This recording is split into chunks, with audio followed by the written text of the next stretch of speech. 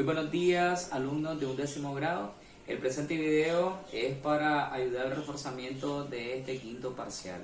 Vamos a empezar con un ejercicio de las conexiones de resistores mixtas. Como ilustra la figura, existen 5 resistores en ella.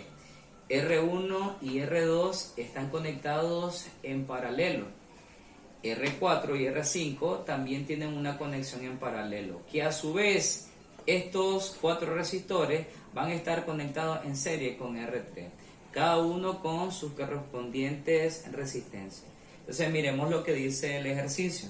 Dice el ejercicio: calcula la resistencia equivalente como inciso A. Inciso B, calcula la intensidad de la corriente del sistema. Inciso C, calcula el voltaje en el resistor 3. Vamos a empezar entonces con el inciso A.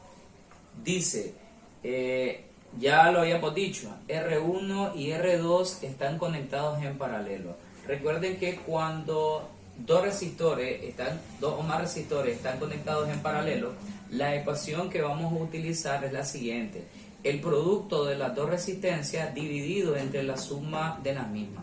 En este caso, la resistencia 1 son 3 ohmios y la resistencia 2 son 6 ohmios. Entre la suma 3 por 6 nos da 18 ohmios cuadrados y la suma en este caso sería 9. Al hacer el cociente, 18 entre 9 nos daría 2 ohmios. Luego vamos a bajar con el resistor 4 y el resistor 5. También ya lo habíamos platicado, estos dos resistores están conectados en paralelo.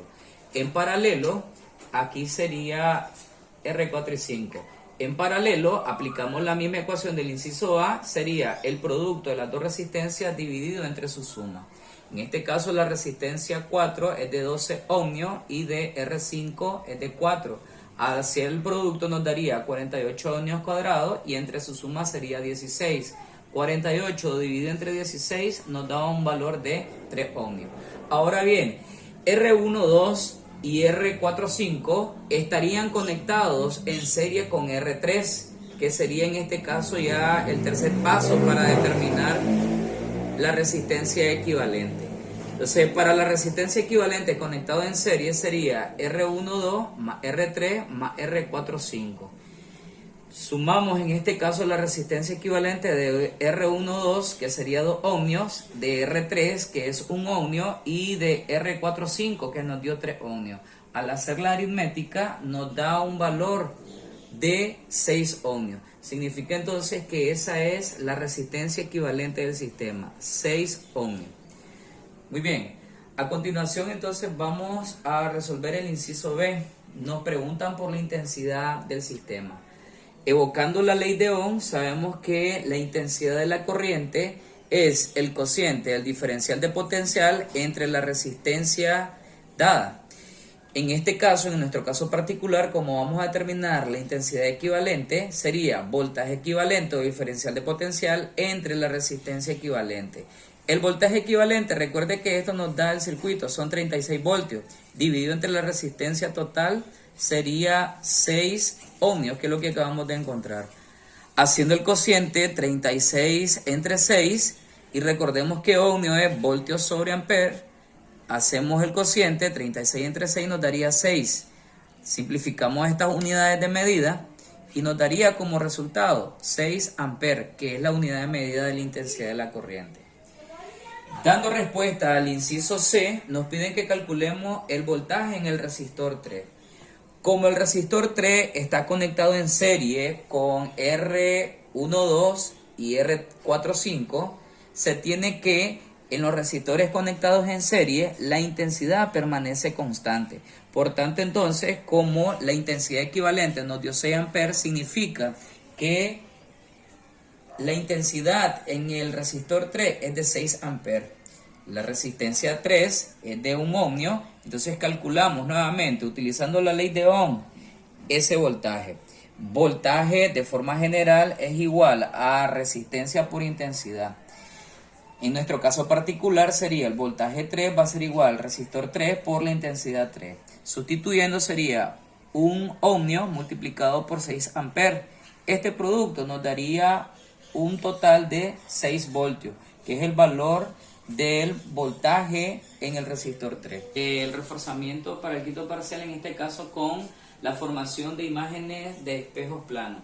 El siguiente ejercicio nos dice que hay un objeto de frente de un espejo plano y en este se forma su imagen. ¿Qué nos pide el ejercicio que demostremos? Nos pide que demostremos que H es igual a H'. ¿Quién es H'? En este caso H' es la altura de la imagen. ¿Y quién es H? H vendría a ser la altura del objeto. En otras palabras, nos está preguntando de que si la altura de un objeto es igual a su imagen. Vamos a buscar cómo demostrar esto apoyándonos siempre en la parte de geometría plana. Vamos a empezar entonces con el siguiente razonamiento.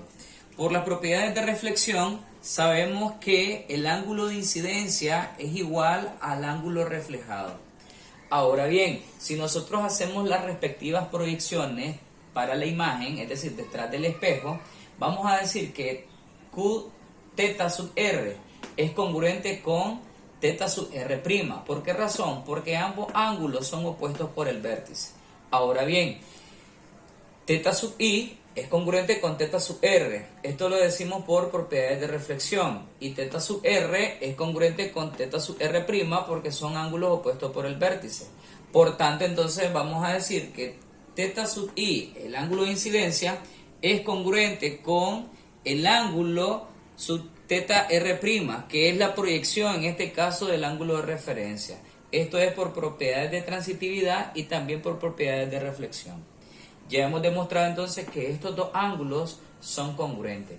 La idea de todo esto, muchachos, es demostrar de que estos dos triángulos son congruentes para luego afirmar de que los dos lados, es decir, las alturas correspondientes, son o tienen la misma medida. El segundo paso en la demostración es decir que el lado PQ, este lado, es congruente con el lado PQ'. ¿Por qué razón justificamos esto? Lo justificamos por definición de espejos planos. Nos dice la definición de espejos planos que todo objeto en el cual se refleje a través de un espejo plano, la distancia del objeto a la distancia de la imagen van a ser iguales. Por tanto, decimos que estos dos lados son congruentes. Ahí tenemos la definición. Muy bien, con estas tres condiciones demostradas anteriormente, podemos afirmar que el triángulo OQP es congruente al triángulo IQ'P. ¿Por qué razón podemos decir esto o justificarlo? Por el teorema de congruencia ángulo-lado-ángulo. Pero bien, el lado OQ, que sería en este caso la altura H del objeto, coincide básicamente en medida con el lado IQ', que sería la altura de la imagen. Por tanto, entonces, OQ es congruente al lado IQ'. ¿Qué demostramos entonces? Que la distancia o la altura del objeto es igual a la medida o la distancia de la altura de la imagen. Por tanto, entonces, ¿qué hemos demostrado al final de forma general? Que la altura de un objeto es igual a la altura de su imagen. Y era lo que queríamos demostrar. Espero que estos videos sean de ayuda para ustedes en el reforzamiento de su examen. Bendiciones.